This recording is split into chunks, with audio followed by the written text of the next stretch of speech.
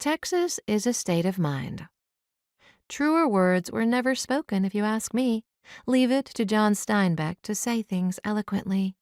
His quote bounced around my head as I watched the latest gaggle of visitors descend on my Aunt Meg's B&B, Primrose House, mid-morning on the first Thursday of August. The group of them bustled in through the front door with roller bags and clicking heels and a seriousness I hadn't experienced since I'd left L.A. back in June.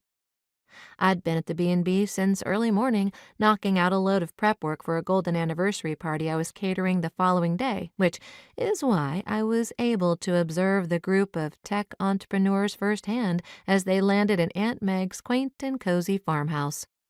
The dissonance between Texas cordial and California cool was jarring, to say the least. "Hey, Barry, check this out," one man said as the group set their laptop bags and purses down on the furniture in the lobby area. He wore a black turtleneck and jeans despite the summer heat. I doubted the getup would last him very long. He'd be in a t-shirt by Saturday. He pointed to a landscape painting of rolling hills of bluebonnets and cattle grazing that hung above the fireplace, and guffawed. "Talk about podunk. Is this place for real?" I rolled my eyes as I continued to watch them. The watercolor was one of a limited set from a talented local artist who'd recently had his own retrospective collection in the Modern Art Museum in Fort Worth. The other man, who must have been Barry, raised an eyebrow and then turned back to his phone without acknowledging the comment. He had thick gray hair and wore designer jeans and an untucked button-down shirt, as well as the most ugly lime green high tops I'd ever seen, the kind that looked straight out of an 80s movie.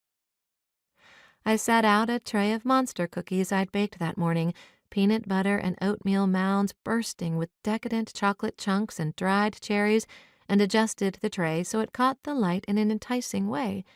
Looking up, one woman, the one with platinum blonde hair cut in a fierce bob and wearing a serious navy suit, glanced at the cookies with a scowl.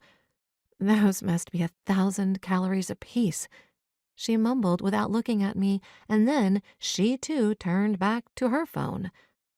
I reserved my second eye roll and my snarky comments for when I was back in the kitchen by myself.